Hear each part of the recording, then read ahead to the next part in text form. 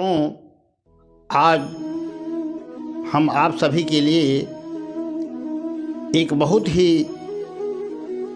सुंदर एवं चमत्कारपूर्ण कहानी लेकर आए हैं, जिसे सुनकर आप विस्मित रह जाएंगे कि क्या संत और महात्माओं के पास इतनी शक्ति विद्यमान होती है कि वे आश्चर्यजनक चमत्कार भी कर सकते हैं। मित्रों, यह बात सत्य है, प्रत्येक मनुष्य के मन में कितनी शक्ति और सामर्थ्य है, इसका अंदाजा नहीं लगाया जा सकता। जब कोई व्यक्ति उसे एकाग्र करके,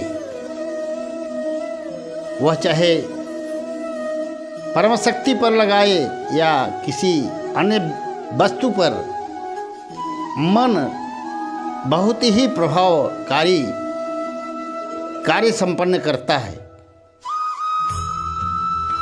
और वीडियो को अंत तक देखिएगा।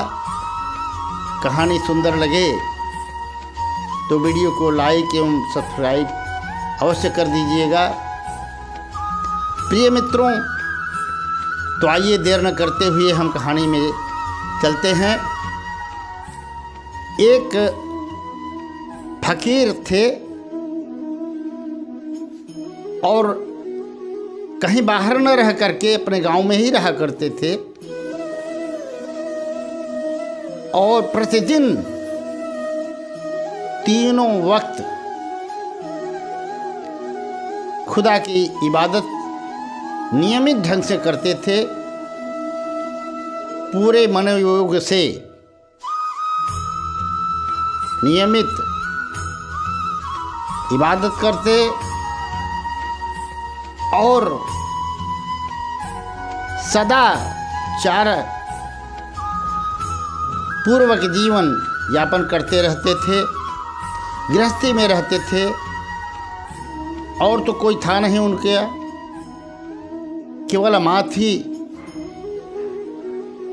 और माँ की बड़ी लालसा थी कि उनकी शादी हो जाए, पर उन्होंने कभी इस ओर ध्यान ही नहीं दिया।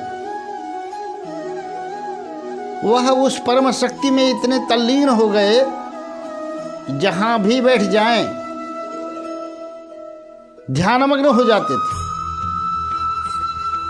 और सत्यवादी थी,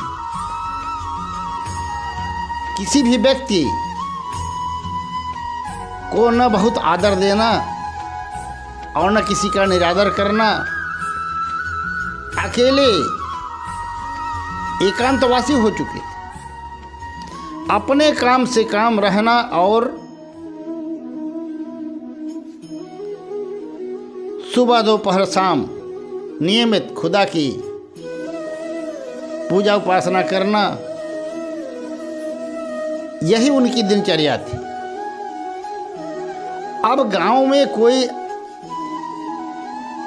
खुदा की, भगवान की उपासना करने लगे तो कुछ ईर्ष्यालु व्यक्ति उनके पीछे पड़ जाते हैं, और वैसा ही हुआ। कुछ लोग उनसे जलने लगे कि ये कैसा भगत है, ये कैसी पूजा पाठ करता है, कैसी इबादत करता है कि किसी को न तो सम्मान देता है, न किसी के पास आता है। हम लोगों का कोई सम्मान नहीं करता।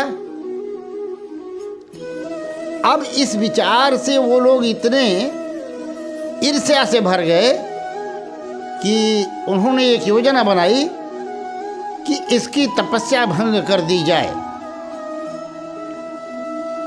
और इसके लिए उन्होंने एक बदचलन औरत को तैयार किया, जिसे व्यभिचारिणी भी कहते हैं।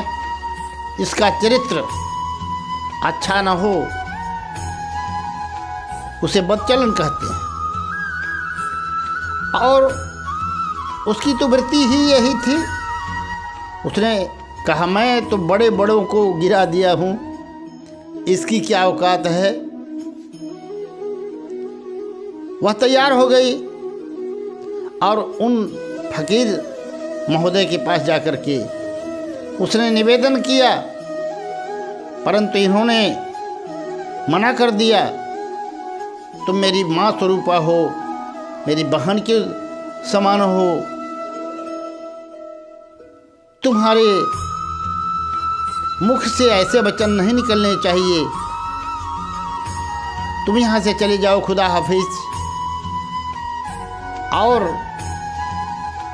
वह चली तो गई, परंतु उसके अहंकार को बड़ी चोट पहुंची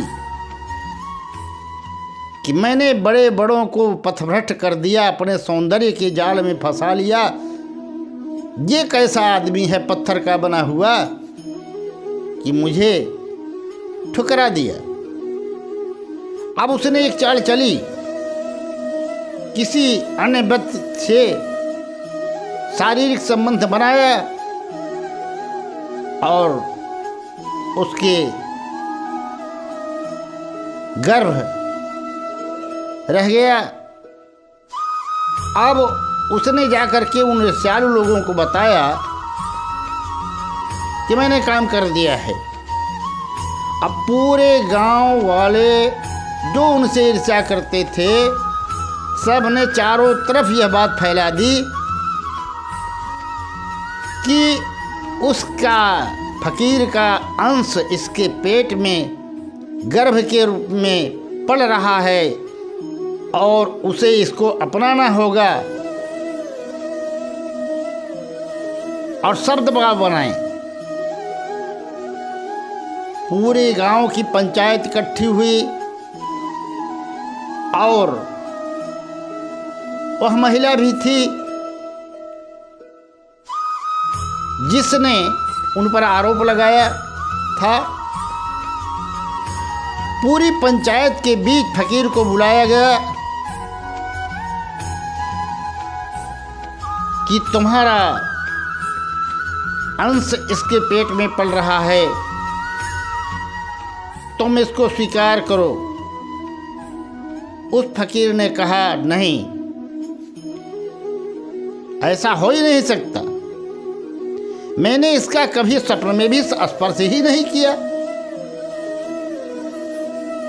अवश्य ही इसमें कोई चाल है और उसने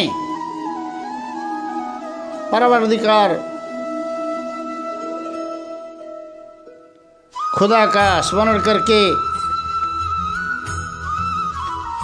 अपने पैर से उस बदचलन औरत को स्पर्श किया और जैसे ही उसने स्पर्श किया तो उसके पेट के अंदर जो बच्चा था वह अंदर से ही बोल पड़ा।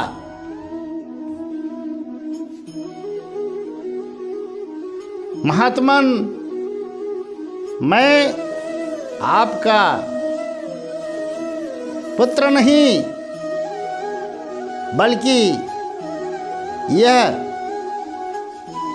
किसी और व्यक्ति से संबंध बना करके आपके ऊपर कलंक लगा रही है। गांव के सारे लोग आश्चर्यचकित रह गए। पेट के अंदर से आवाज आ रही है, बच्चा बोल रहा है और उन जलने वालों का मुख काला पड़ गया, जिह्वा रुक गई, बोल नहीं पा रहे थे। फकीर इतना करके वहां से चले गए। अब वह बदचलन औरत जो थी उन लोगों के बहकावे में आकर जो कलंक लगाना चाहती थी वह भी लज्जित होकर चली गई। मित्रों, इस कहानी का आशय यही है, हमारे आपके अंदर जो मन है इसकी शक्तियां असीम हैं। यदि हम इसका नियमन करके मन को कंट्रोल करके एक केंद्र पर केंद्रीभूत करें और उसको उपयोग में लाएं, तो हम भौतिकता चाहें तो भौतिक वस्तुएं जो भी चाहें करतलगत कर सकते हैं, और चाहें तो इसे पारलौकिक शक्तियों की ओर मोड़ करके देवत्व प्राप्त कर सकते हैं और उससे भी उच्चतर वस्तु परमात्मा को भी प्राप्त कर सकते हैं। इसमें कोई संशय नहीं है। और अतः मन ही वह वस्तु है जिसकी सहायता से हम लौकिक एवं पारलौकिक जीवन सुधार सकते हैं। इसलिए मन पर विजय प्राप्त करने के लिए हमें संकल्प लेना ही चाहिए, जिससे हमारा कल्याण हो सके।